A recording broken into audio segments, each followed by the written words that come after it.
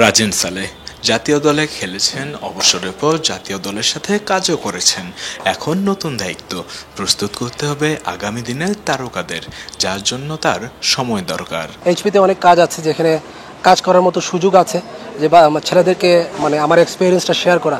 আমি মনে করি যে এইচপিতে আমি যখন এসেছি তখন হয়তো আমাদের ফ্যাসিলিটিসটা বৃষ্টির কারণে আমরা অনেক কিছু পাই নাই, বাট যথেষ্ট প্র্যাকটিস করেছি আমরা রাজশাহীতে লাস্ট 3 উইকস।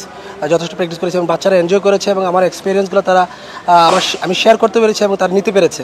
তাই আমি মনে করি যে ইন্টারন্যাশনাল ক্রিকেট কীভাবে খেলতে হয় তাদের সাথে এটা শেয়ার করা, আর এটা একটা সময়ের ব্যাপার যে আমাদের সামনে আরও কিছু প্লেয়ার রেডি করে, এটা সময়ের ব্যাপার। আমার সময় লাগবে, ইনশাল্লাহ এখান থেকে আমরা অনেক কিছু পজিটিভ কিছু পাবো। দেশীয় কোচ থাকলে সুবিধা হলো নিজের মনের ভাব আদান প্রদান করা যায় সবচেয়ে সহজ উপায়ে। লম্বা সময় ধরেই দেশীয় কোচকে বিসিবির সাথে কাজ করতে দেখার জন্য ভক্তদের হাহাকার। জাতীয় দলে না হোক, এইচপি বাংলাদেশ টাইগার্সের মধ্য দিয়ে অন্তত সেই আক্ষেপ কিছুটা হলেও ঘুচেছে। দেশি কোচরা আসলে আমার মনে হয় ভালো হবে। ছেলেরা তাদের ব্যক্তি স্বাধীনতা যে মানে বলা হয়, স্বাধীনভাবে কথা বলতে পারে, স্বাধীনভাবে আমাদের কথাগুলো শুনতে পারে এবং কাজ করতে পারে, এবং আমরা আমাদের কাজগুলোও স্বাধীনভাবে কাজ করতে পারছি। এটা একটা পজিটিভ সাইন আমি মনে করি।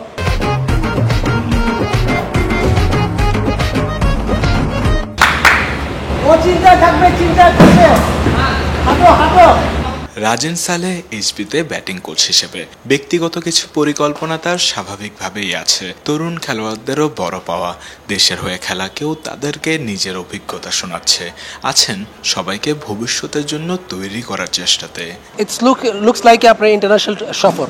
এখানে অনেক ভালো ভালো প্লেয়াররা খেলবে, যেমন পাকিস্তান টিম আসতেছে, ওইখানে অনেক ভালো ভালো প্লেয়াররা আছে। আমি মনে করি যে পাকিস্তানের ভালো ভালো বোলাররা আছে, যাদের এগেনস্টে আমি স্পেশালি যেহেতু ব্যাটিং কোচ, তাদের এগেনস্টে খেলবে এবং অস্ট্রেলিয়ার ভালো ভালো বোলারদের এগেনস্টে তারা খেলবে।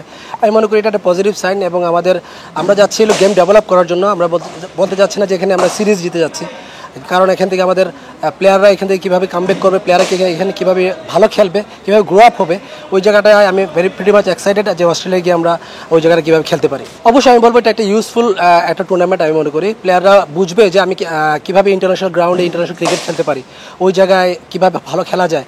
এটা আমি প্লেয়ারদের জন্য আমি মনে করি একটা বড় একটা অপরচুনিটি, যে সামনে যদি তারা এই 1.5 মাস যদি তারা তাদের এই কাজটাকে মানে ইউটিলাইজ করতে পারে, আমি মনে করি যে তাদের জন্য সামনে ভালো একটা ফিউচার আছে। উৎস মাহমুদ, অলরাউন্ডার।